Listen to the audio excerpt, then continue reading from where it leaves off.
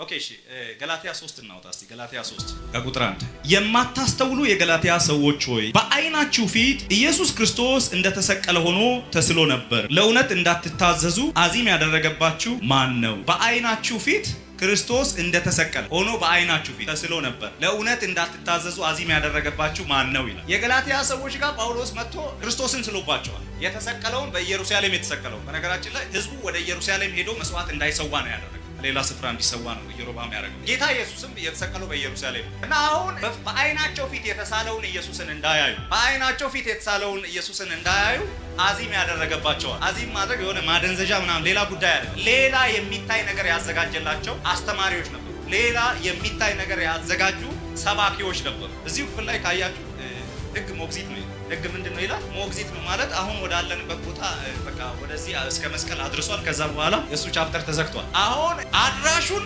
አመጡና ማሳየት ጀመሩ ማለት ነው ሞግዚቱን ማለት ኢየሱስ ጌታ ስለዚህ የገላትያ ሰዎች ሁሉ ጊዜ ኢየሱስ እንደተሳለ ሆኖ የሚመለከቱ ማየት ተው ሌላ ነገር ማየት ወደዚህ ወደዛ ማለት ያኔ ማን ነው አዚም ያደረገባቸው ኢየሱስ ጌታ ነው ዛሬ ትኩረትን ሊወስድ የሚሰብክ ሰባኪ ይመታ ከመስቀሉ ላይ አይንህን እንድታነሳ የሚሰብከው ሰባኪ ይመታ የትኛውም የዚህ ዓለም ምርጥ ነገር አይንህን ከመስቀል ላይ እንድታነሳ ሰማይ ከሰራልህ ከትልቅ ስራ ላይ እንድታነሳ የሚያደርግ ክፉ ምክር ዛሬ ከንቱ ይሆናል ምክንያቱም መስቀልን ማየትም አለባችሁ ሁሉ ጊዜ ኢየሱስ ጌታ የተሰራልህን ካላሰብክ የእግዚአብሔር ቁጣ ባንተ ላይ ይነዳል የተሰራልህን ሁሉ ጊዜ ማየት አለ ሰማይ የሰራውን ነገር ሁሉ ጊዜ ልታስብ ይገባል ኢየሱስ ጌታ አሮን ልጆች ምን አደረጉ ካያችሁ በብሉይ ኪዳን ስርዓት ጊዜ አደባባይ አለ ቅድስት አለ ቅድስተ ቅዱሳን አለ እና ይሄ አደባባይ የሚባለው ቦታ ላይ መሰዊያ በግ ይታረዳል ይቃጠላል መስዋዕት ለእግዚአብሔር ይሰዋል እና ያ በጉን ከታረደ በኋላ በጉን ያቃጠለውን ፍም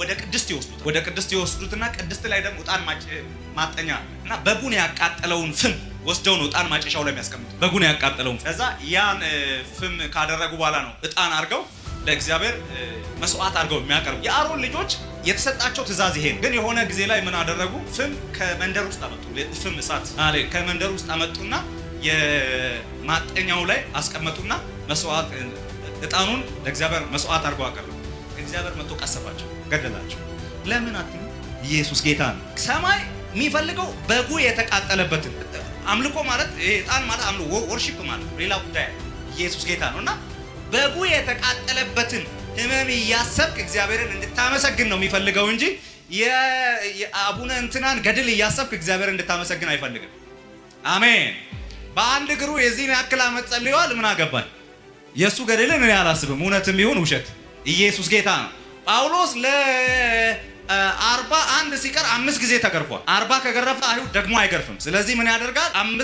40ውን ካደረስኩ ሌላ ጊዜ ስለማልገርፈው 39 ይገርፍና ይሸኘዋል ከዛ በሌላ ጊዜ እንግዲህ ከጌታ ኢየሱስ በላይ እኮ ጳውሎስ ተገርፏል ግን የጳውሎስን ህመም ያሰብ ጌታ ሆይ ምናምን ይላል ጌታን አላመሰግንም እኔ በጉ የተቃጠለበትን እርሱን ያሰብኩ መስዋዕቴን ለእግዚአብሔር እሰዋለሁ አንደኛ ነገሥት ምዕራፍ 12 ከቁጥር 25 ታውጣላችሁ አንደኛ ነገሥት ምዕራፍ 12 ከቁጥር 25 በጌታ በኢየሱስ ስም አነባለሁ ይሮብዓምም በተራራማው በኤፍሬም ሀገር ሴኬምን ሰርቶ በዚያ ተቀመጠ ደግሞም ከዚያ ወጥቶ ጴኒልን ሰራ ኢሮብዓምም በልቡ አሁን መንግስቱ ወደ ዳዊት ቤት ይመለሳል ይህ ህዝብ በእግዚአብሔር ቤት መስዋዕትን ያቀርብ ዘንድ ወደ ኢየሩሳሌም ቢወጣ ይህ ህዝብ በእግዚአብሔር ቤት መስዋዕትን ያቀርብ ዘንድ ወደ ኢየሩሳሌም ቢወጣ የዚህ ህዝብ ልቡ ወደ ጌታቸው ወደ ይሁዳ ንጉስ ወደ ሮብዓም ይመለሳል እኔንም ይገድሉኛል አለ ንጉሱም ተማከረ ሁለት የወርቅ ጥጆች አድርጎ እስራኤል ሆይ ወደ ኢየሩሳሌም ትወጣ ዘንድ ይበዛባችኋል ከግብጽ ምድር ያወጡን አማልክቶችን አላቸው አንዱን በቤተል ሁለተኛውንም በዳን አኖረ ለአንዱ ጥጃ ይሰግድ ዘንድ ህዝቡ እስከ ዳን ድረስ ይሄድ ነበርና ይህ ኃጢአት ሆነ በኮረብቶችም ላይ መስገጃዎችን ሰራ ከሌዊ ልጆች ካይደሉ ከአሕዛብ ሁሉ ካህናትን አደረገ በ8ኛው ወር በ15ኛው ቀን በይሁዳ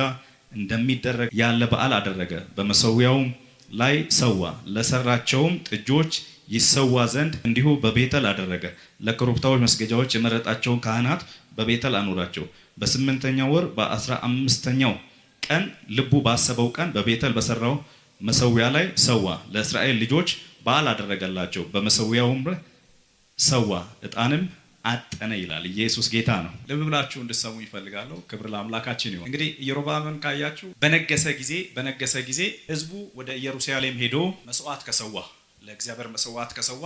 ኢየሩሳሌም የዳዊት ከተማ ነች። ስለዚህ የዳዊት ከተማ ላይ ሄደው መስዋዕት ከሰው ዳዊትን ያስቡና ከዳዊት ወገን የሆነን ሰው ሮብዓምን ያነግሳሉ፣ እኔንም ይገድሉኛል ብሎ ስለፈራ ከኢየሩሳሌም ውጪ ሌላ መሰዊያዎችን አዘጋጀ። እነዚህ መሰዊያዎች እንደ ኢዮርብዓም ፍቃድ የተሰሩ መሰዊያዎች እንጂ እንደ እግዚአብሔር ፍቃድ የተሰሩ መሰዊያዎች አይደሉም። በእነዚህ የማምለኪያ እሱ ኢዮርብዓም ባሰራቸው የማምለኪያ ስፍራዎች ላይ የሚታረደው መስዋዕት ሁሉ ክርስቶስን የሚያሳይ አይደለም። ካያችሁ በኢየሩሳሌም ለኃጢአት ስርየት በግ ቢታረድ ያ በግ ክርስቶስ ምሳሌነቱ ክርስቶስ ነው። የተለያየ መስዋዕት ቢቀርብ መስዋዕቱ ምሳሌነቱ ክርስቶስን ለማሳየት። አሁን የኢዮርብዓም ኢንቴንሽኑ ምንድነው? ህዝቡ ወደ ኢየሩሳሌም ሄዶ ከሰገደ ዳዊትን ያስባል። ከዳዊት ወገን የሆነውን ሮብዓምን ያነክሱትና እኔን ምን ይሉኛል ነው፣ ይገድሉኛል። ስለዚህ የህዝቡን ልብ ልክፈል፣ ትኩረት አድርጎ ከሚሄደው አቅጣጫ ወደ ሌላ ስፍራ ላድርግ። ወደ ኢየሩሳሌም መውጣት ለእናንተ ድካም ነው። ስለዚህ በአቅራቢያችሁ ወይም ደግሞ በሌላ ቦታ ላይ መሰዊያ ላዘጋጅና በዚህ ሰው አትሂዱ አላቸው። ያዘጋጀው መሰዊያ ላይ ራሱ የሚመለክ ጣዖት ያስቀመጠው ጥጃ ነው ያስቀመጠው። ያኔ አሮን ሙሴ ለጸሎት በሄደ ጊዜ ያዘጋጀው አይነት ጥጃ ማለት ነው። ከግብጽ ያወጣን ይሄ ነው ብሎ እግዚአብሔርን ሊያስቆጣ የሚችል ነገር ነው ያደረገው። አሁን የሱ ኢንቴንሽን እግዚአብሔርንም ከማስቆጣት ካለማስቆጣት አይደለም። የሱ ኢንቴንሽን ንግስናው እንዳይወሰድበት ነው። የሰይጣን ኢንቴንሽን ግን እሱ አይደለም። የሰይጣን ዓላማው ምንድነው? ህዝቡ እግዚአብሔርን እንዳያመልክ፣ ህዝቡ ለእግዚአብሔር መስዋዕት እንዳያቀርብ ጉድ አይዲያ ለኢዮርብዓም ሰጠው። ኢዮርብዓም ተመቸውና በቃ እኔ ንግስና የሚያስቀጥል ከሆነ በተለያየ ቦታ መሰዊያ አዘጋጅቼ በዛ ህዝቡ ይሰዋ፣ ወደ ኢየሩሳሌም አይሄድም፣ ጣዖት ያመልካል። ስለዚህ የዳዊትንም አይፈልግም፣ የዳዊትንም ልጆች አይፈልግም፣ እግዚአብሔርንም አይፈልግም። አሁን ትኩረቱ ወደ እኔ ነው ብሎ በራሱ ሞቲቭ ነው ያደረገው። የእግዚአብሔር ቁጣ ግን በኢዮርብዓም ላይ ነዷል። ኦኬ እሺ፣ ገላትያ 3 እናውጣ እስቲ። ገላትያ 3 ከቁጥር 1 የማታስተውሉ የገላትያ ሰዎች ሆይ በዓይናችሁ ፊት ኢየሱስ ክርስቶስ እንደተሰቀለ ሆኖ ተስሎ ነበር። ለእውነት እንዳትታዘዙ አዚም ያደረገባችሁ ማን ነው? በዓይናችሁ ፊት ክርስቶስ እንደተሰቀለ ሆኖ በዓይናችሁ ፊት ተስሎ ነበር። ለእውነት እንዳትታዘዙ አዚም ያደረገባችሁ ማን ነው ይላል። የገላትያ ሰዎች ጋር ጳውሎስ መጥቶ ክርስቶስን ስሎባቸዋል። የተሰቀለውን በኢየሩሳሌም የተሰቀለውን። በነገራችን ላይ ህዝቡ ወደ ኢየሩሳሌም ሄዶ መስዋዕት እንዳይሰዋ ነው ያደረገው። ሌላ ስፍራ እንዲሰዋ ነው ኢዮርብዓም ያደረገው። ጌታ ኢየሱስም የተሰቀለው በኢየሩሳሌም ነው እና አሁን በዓይናቸው ፊት የተሳለውን ኢየሱስን እንዳያዩ፣ በዓይናቸው ፊት የተሳለውን ኢየሱስን እንዳያዩ አዚም ያደረገባቸዋል። አዚም ማድረግ የሆነ ማደንዘዣ ምናምን ሌላ ጉዳይ አይደለም። ሌላ የሚታይ ነገር ያዘጋጀላቸው አስተማሪዎች ነበሩ። ሌላ የሚታይ ነገር ያዘጋጁ ሰባኪዎች ነበሩ። እዚሁ ክፍል ላይ ካያችሁ ህግ ሞግዚት ነው ይላል። ህግ ምንድን ነው ይላል? ሞግዚት ነው ማለት አሁን ወዳለንበት ቦታ በቃ ወደዚህ እስከ መስቀል አድርሷል። ከዛ በኋላ የሱ ቻፕተር ተዘግቷል። አሁን አድራሹን አመጡና ማሳየት ጀመሩ ማለት ነው። ሞግዚቱን ማለት ኢየሱስ ጌታ። ስለዚህ የገላትያ ሰዎች ሁሉ ጊዜ ኢየሱስ እንደተሳለ ሆኖ የሚመለከቱት ማየት ተው ሌላ ነገር ማየት ጀመሩ። ወደዚህ ወደዛ ማለት ጀመሩ። ያኔ ማን ነው አዚም ያደረገባቸው? ኢየሱስ ጌታ። ዛሬ ትኩረትን ሊወስድ የሚሰብክ ሰባኪ ይመታ። ከመስቀሉ ላይ አይንህን እንድታነሳ የሚሰብከው ሰባኪ ይመታ። የትኛውም የዚህ ዓለም ምርጥ ነገር አይንህን ከመስቀል ላይ እንድታነሳ፣ ሰማይ ከሰራልህ ከትልቅ ስራ ላይ እንድታነሳ የሚያደርግ ክፉ ምክር ዛሬ ከንቱ ይሆናል። ምክንያቱም መስቀልን ማየትም አለባችሁ ሁሉ ጊዜ። ኢየሱስ ጌታ። የተሰራልህን ካላሰብክ የእግዚአብሔር ቁጣ ባንተ ላይ ይነዳል።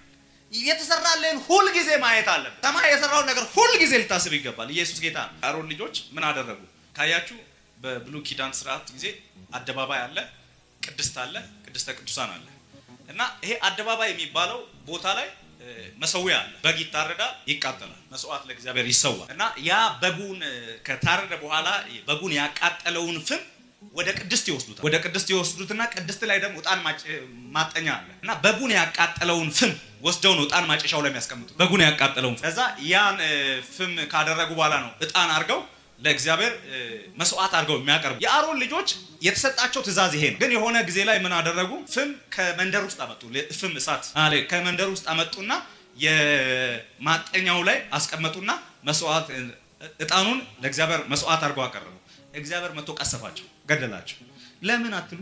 ኢየሱስ ጌታ ነው። ሰማይ የሚፈልገው በጉ የተቃጠለበትን አምልኮ ማለት ይሄ ዕጣን ማለት አምልኮ ወርሺፕ ማለት ነው፣ ሌላ ጉዳይ አይደለም። ኢየሱስ ጌታ ነውና በጉ የተቃጠለበትን ህመም ያሰብክ እግዚአብሔርን እንድታመሰግን ነው የሚፈልገው እንጂ የአቡነ እንትናን ገድል እያሰብክ እግዚአብሔር እንድታመሰግን አይፈልግም። አሜን። በአንድ እግሩ የዚህን ያክል ዓመት ጸልዮአል። ምን አገባኝ? የሱ ገድልን እኔ አላስብም፣ እውነትም ይሁን ውሸት። ኢየሱስ ጌታ ነው። ጳውሎስ ለ41 ሲቀር 5 ጊዜ ተገርፏል። 40 ከገረፈ አይሁድ ደግሞ አይገርፍም። ስለዚህ ምን ያደርጋል? 40ውን ካደረስኩ ሌላ ጊዜ ስለማልገርፈው 39 ይገርፍና ይሸኘዋል። ከዛ በሌላ ጊዜ እንግዲህ ከጌታ ኢየሱስ በላይ እኮ ጳውሎስ ተገርፏል። ግን የጳውሎስን ህመም እያሰብኩ ጌታ ሆይ ምናምን እያልኩ ጌታን አላመሰግንም። እኔ በጉ የተቃጠለበትን እርሱን እያሰብኩ መስዋዕቴን ለእግዚአብሔር እሰዋለሁ። መስቀልን ስታስቡ የተደረገላችሁን ታስባላችሁ። መስቀልን ስታስቡ የሆነላችሁን ነገር ሁሉ ታስባላችሁ። መስቀልን አንድ ወንጌላዊ ሲሰብካችሁ በቃ አንዴ ተሰብኮ ከዳናችሁ በኋላ ወደ ሌላ ቲቺንግ ገብታችሁ የምትተውት ጉዳይ አይደለም መስቀል። አሜን። ወይ ብልጽግና በሉ ወይ ምንም አይነት ቲቺንግ አምጡ፣ የመጣው ቲቺንግ ሁሉ መስቀልን ሊያስረሳ የሚገባ አይደለም። አሜን። የኔ አይን በሉ እስቲ፣ ሁል ጊዜም በሉ እስቲ፣ በፊቴ በሉ እስቲ፣ እንደተሰቀለ ሆኖ በሉ እስቲ፣ የተሳለውን በሉ እስቲ፣ ክርስቶስን በሉ እስቲ፣ ያየዋል በሉ እስቲ፣ የታረደውን በግ በሉ እስቲ፣ ያየዋል በሉ እስቲ። ራእይ መጽሐፍ ላይ ራሱ በዙፋኑ ላይ እንደታረደ በግ ሆኖ የተቀመጠ ይላል። ማለት እንደታረደ በግ ሆኖ የተቀመጠ አለ። ሰማይ ራሱ ስራ ፈጽም ያለው ብሎ በቃ አሁን እኔ ብሎ አልተወም። አሁንም ስታዩት እሱ እንደታረደ በግ ነው። እስቲ የታረደልኝን በሉ እስቲ፣ ሁል ጊዜ በሉ እስቲ፣ አየዋለሁ በሉ እስቲ። ስለዚህ የሮብዓም ምንድነው ያደረገው? የታረደውን በግ እንዳያዩ ነው ያደረገው። የታረደውን በግ ሁል ጊዜ ለኃጢአት ስርየት የሚታረደውን በግ እንዳያዩ ሌላ መሰዊያ አዘጋጀና ለእግዚአብሔር ሳይሆን ለሰይጣን የሚሰዋ መሰዊያ አዘጋጀ። ስለዚህ ህዝቡ ወደ በጉን ለማረድ መሄድ ይተውና ወደ ሌላ ስፍራ ይሄዳል። ይሄን የእግዚአብሔር ቁጣ ምን አለ? ነደደ በሉ እስቲ፣ ነደደ በሉ እስቲ። አንደኛ ነገሥት ምዕራፍ 12 ነው ያየነው። ምዕራፍ 13ን እንመልከት እስቲ። የእግዚአብሔር ቁጣ እንዴት ነው የነደደው? ምዕራፍ 12 ነው ያየነው አይደል? አሁን ምዕራፍ 13 እናያለን ከቁጥር 1 ጀምሮ። እነሆም አንድ የእግዚአብሔር ሰው በእግዚአብሔር ቃል ከይሁዳ ወደ ቤተል መጣ። እንግዲህ አንዱ መሰዊያ ነው ያዘጋጀው በቤት ነው፣ በቤተል ነው ያዘጋጀው ኢዮርብዓም። እና አንድ የእግዚአብሔር ሰው እነሆ አንድ የእግዚአብሔር ሰው በእግዚአብሔር ቃል ከይሁዳ ወደ ቤተል መጣ። ኢዮርብዓምም ዕጣን እያጠነ በመሰዊያው አጠገብ ቆሞ ነበር። በመሰዊያውም ላይ መሰዊያ ሆይ እግዚአብሔር እንዲህ ይላል፣ እነሆ ስሙ ኢዮስያስ የሚባል ልጅ ለዳዊት ቤት ይወለዳል። ዕጣንም የሚያጥንብህን የኮረብታ መስገጃዎች ካህናት ይሰዋብሃል፣ የሰዎችንም አጥንት ያቃጥልብሃል ብሎ በእግዚአብሔር ቃል ጮኸ። በዚያም ቀን እግዚአብሔር የተናገረው ምልክት ይህ ነው፣ እነሆ መሰዊያው ይሰነጠቃል፣ በላዩም ያለው አመድ ይፈሳል ብሎ ምልክት ሰጠ። ንጉሱም የእግዚአብሔር ሰው በቤተል ባለው መሰዊያ ላይ የጮኸውን ነገር በሰማ ጊዜ ኢዮርብዓምም እጁን ከመሰዊያው አንስቶ ያዙት አለ። በእርሱም ላይ የዘረጋት እጅ ደረቀች፣ ወደ እርሱም ይመልሳት ዘንድ አልተቻለውም። የእግዚአብሔር ሰው በእግዚአብሔር ቃል እንደሰጠው ምልክት መሰዊያው የተሰነጠቀ፣ አመዱም ከመሰዊያው ፈሰሰ። ንጉሱም የእግዚአብሔርን ሰው አሁን የአምላክን የእግዚአብሔርን ፊት ለምን እጄም ወደ እኔ ትመለስ ዘንድ ስለ እኔ ጸልይ አለው። የእግዚአብሔርም ሰው እግዚአብሔርን ለመነ፣ የንጉሱም እጅ ወደ እርሱ ተመለሰች፣ እንደ ቀድሞም ሆነች። ንጉሱም የእግዚአብሔርን ሰው ከእኔ ጋር ወደ ቤቴ ና፣ እንጀራም ብላ፣ በረከትንም እሰጥሃለሁ አለው። የእግዚአብሔርም ሰው ንጉሱን የቤትህን እኩሌታ እንኳ ብትሰጠኝ ከአንተ ጋር አልገባም፣ በዚያም ስፍራ እንጀራ አልበላም፣ ውሃም አልጠጣም፣ እንጀራም አትብላ፣ ውሃም አትጠጣ፣ በመጣህበት መንገድ አትመለስ በሚል በእግዚአብሔር ቃል ታዝዣለሁና አለ። ኢየሱስ ጌታ ነው። ወርታች ያለውን በኋላ ላይ አነባለሁ። ኢየሱስ ጌታ ነው። እንግዲህ የእግዚአብሔር ቁጣ ነደደ። የእግዚአብሔር ቁጣ የነደደው ለምንድን ነው?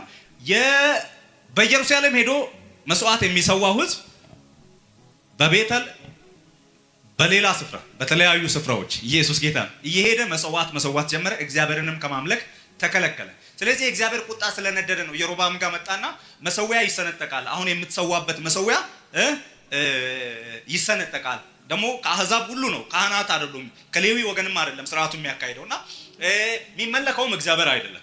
ስለዚህ የሰዋ እያለ መሰዊያው ይሰነጠቃል፣ አመዱ ምን ይላል? ይፈሳል አለ። ከዛን ከዳዊት ቤት ስለሚወለደውም ልጅ ትንቢት ሲናገር ያዙት ብሎ እጁን ዘረጋ።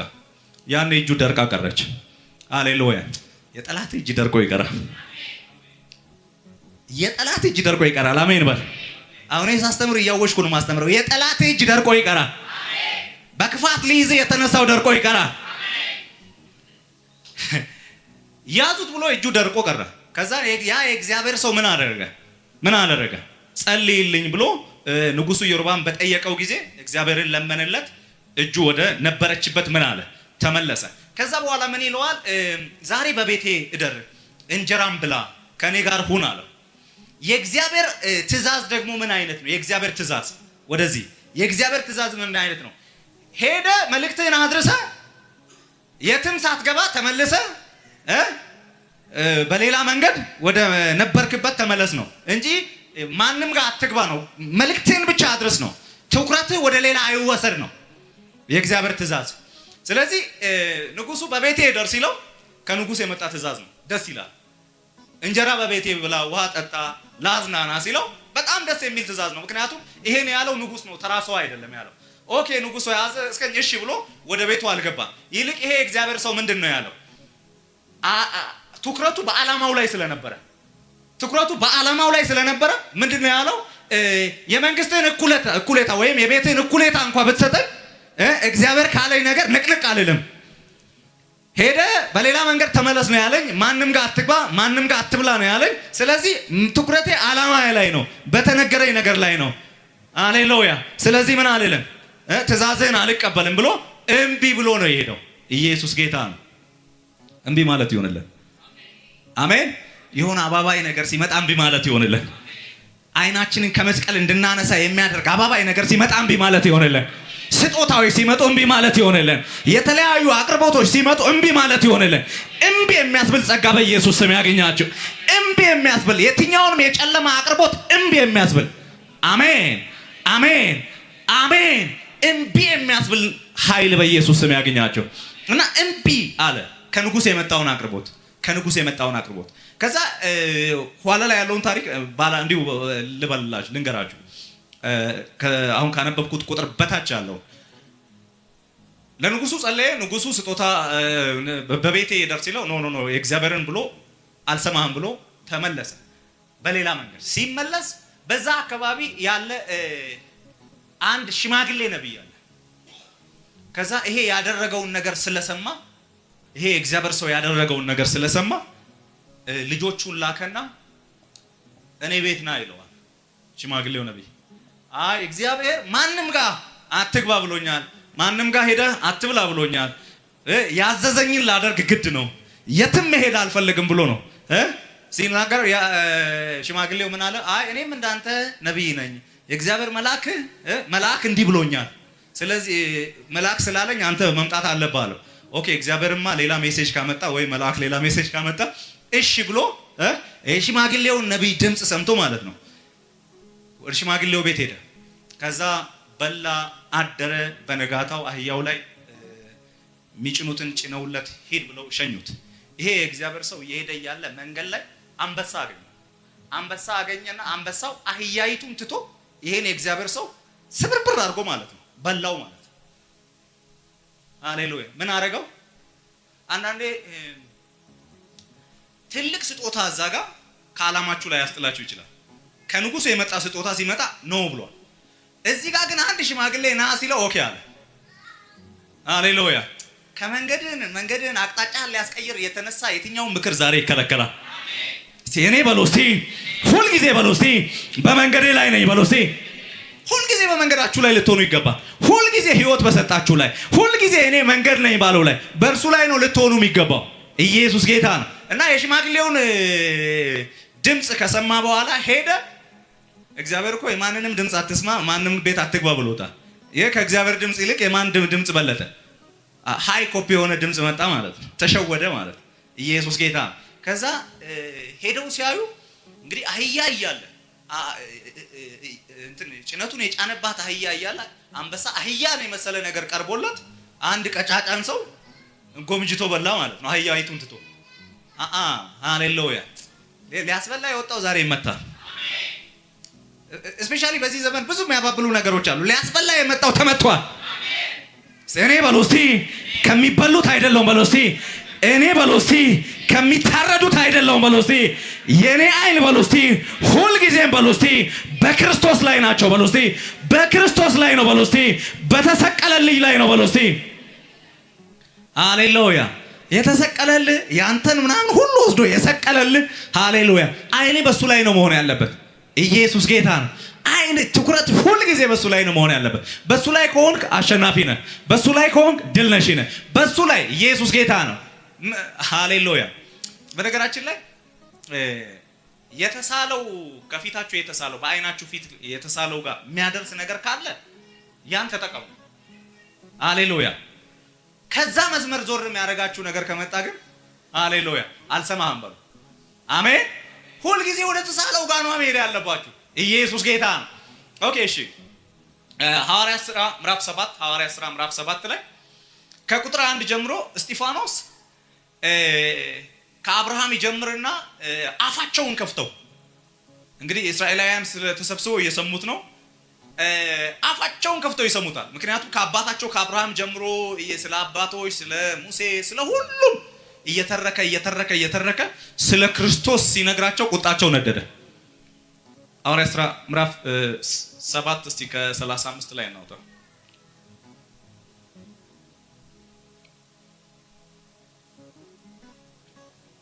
ከቁጥር 55 ሐዋርያት ሥራ ምዕራፍ 7 ከቁጥር 55 እንደዚህ ይላል። መንፈስ ቅዱስም ተሞልቶ ወደ ሰማይ ትኩር ብሎ ሲመለከት ይላል። ሃሌሉያ።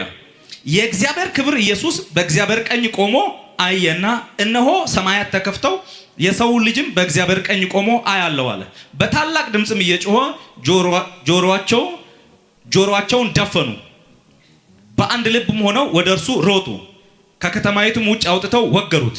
ምስክሮችም ልብሳቸውን ሳውል በሚሉት በአንድ ጎበዝ እግር አጠገብ አኖሩ። እስጢፋኖስም ጌታ ሆይ ነፍሴን ተቀበል ብሎ ሲጣራ ይወግሩት ነበር። ተንበርክኮም ጌታ ሆይ ይህ ኃጢአት አትቁጠርባቸው በታላቅ ድምፅ ጮኸ። ይህንን ብሎ አንቀላፋ። ሳውልም በእርሱ መገደል ተስማምቶ ነበር ይላል። እንግዲህ ካያችሁ እስጢፋኖስ ስለ ክርስቶስ ሲያነሳ ቁጣቸው ነዷል። እንግዲህ እሱን ለመወገር ያነሱት ኮብልስቶን አለ፣ ትልልቅ ድንጋይ አለ፣ ከኮብልም የበለጠ። አሁን ትኩረቱን ከክርስቶስ ላይ ማለት በአባቱ ቀኝ ከዙፋኑ ፊት የቆመውን ክርስቶስን እየተመለከተ ነው። እየተመለከተ እያለ ትኩረቱን ከሚመለከተው ነገር ላይ ዞር እንዲያደርግ የተያዘ ትልልቅ ድንጋይ አለ። የቅድሙ የተያዘው ማባበያ ነው ብያቸዋለሁ። አሁን ድንጋይ ነው። አይንን ከዚህ ነገር ላይ አንሳ የሚል ድንጋይ ነው የመጣው። ኢየሱስ ጌታ ነው። እሱ ግን ያየው ነገር ጋር መሄድ ፈለገ። አሜን። ሲገባ ሁሉን ነገር ያስንቃል። ሲገባ ሁሉን ነገር ያስጥልሃል። ሲገባ አሁን እንደ ረብ የምትቆጥረውን ነገር ሁሉ ከንቱ እንደሆነ ትቆጥራለህ። አሜን አሜን። እስቲ አማ አጃራዳና አንድ ሰው የሆነ መንፈስ ያገኘዋል፣ የሚያስንቅ መንፈስ ያገኘዋል። እንደ ክብር የቆጠርከውን ነገር የሚያስንቅ መንፈስ ያገኛል። እና እስጢፋኖስ ተመለከተ እና ያ ሁሉ ሊወግረው የተስፋማ ሕዝብን ድንጋዩን እያየ አይኑን ከክርስቶስ ላይ አላነሳም፣ ይመለከታል። እነርሱ ደግሞ እስጢፋኖስን ሲመለከቱት በአይናቸው ፊት መልአክ መስሎ ታየ። እስጢፋኖስ ግን እኮ መልአክ እንዲመስል አይደለም የተጠራው። እስጢፋኖስ የተጠራው ክርስቶስን እንዲመስል ነው። አሜን። ስለዚህ እስጢፋኖስ የሚመለከውን ለእታውን ያንጸባርቅ ነበር። ምን የሚለውን አየ ኢየሱስን የምታየው ከሆነ የምታየውን ታንጸባርቃለህ። የክብሩ መንጸባረቅ ትሆናለህ። የክብሩ መንጸባረቅ ትሆናለህ። የምትመለከተው ሌላ ነገር ከሆነ ማንጸባረቅ አትችልም። እሱን ማንጸባረቅ አትችልም። ኢየሱስ ጌታ ነው። እስቲ የኔ አይኖች በለው እስቲ በእርሱ ላይ ናቸው በለው እስቲ በእርሱ ላይ ናቸው በለው እስቲ። እስጢፋኖስ ትኩር ብሎ ጌታ ኢየሱስን በዙፋኑ ፊት ቆሞ ያለውን ሲመለከት ወይኔ ይሄ ድንጋይ ሊወድቅብኝ ነው እንዴ ብሎ ሾፍ አላለም። ድንጋዩ ወይኔ ወደ ጉድጓድ ሊጥሉኝ ነው እንዴ ብሎ አይኑን ከክርስቶስ ላይ አላነሳ። አይኑ ክርስቶስ ላይ ነበር። ኢየሱስ ጌታ የተሰቀለው ላይ ነበር። በአባቱ ቀኝ በክብር የቆመው ላይ ነበር አይኖቹ ያለው። ኢየሱስ ጌታ ነው። ስለዚህ አንስተው በጉድጓድ ሲጥሉትም እሱ ግን ተንበርክኮ በጉድጓድ ውስጥ ሆኖ ማለት ነው። ሃሌሉያ። ራሱ እስጢፋኖስ ጆሮ ውስጥ ያለው ቲቺንግ ራሱ ሌላ አይደለም። ምክንያቱም በጉድጓድ ውስጥ ተጥሎ ራሱ ተንበርክኮ ያለው ምንድነው? ጌታ በመስቀል ላይ ያላትን ቃል ነው። የሚያደርጉትን አያውቁምና ይቅር በላቸው። የተሳለብህ አይወሰድ። ባንተ ውስጥ የተሳለው አባቶች ያስተማሩ እስከዛሬ የሰማው የወንጌል እውነት ኢየሱስ ከአይን ላይ አይወሰድ። አሜን። አይወሰድ። መስቀል ከዓይን ላይ አይወሰድ። ክርስቶስ ከዓይን ላይ አይወሰድ። ያደረገልህ ከዓይን ላይ አይወሰድ። ድምፁ ከጆሮ አይጥፋ። ሁል ጊዜ ለሱ ምስክር የሚያደርግ አቅም ያገኘ በኢየሱስ ስም አሜን። ሁላችንም ቆመን እንጸልያለን።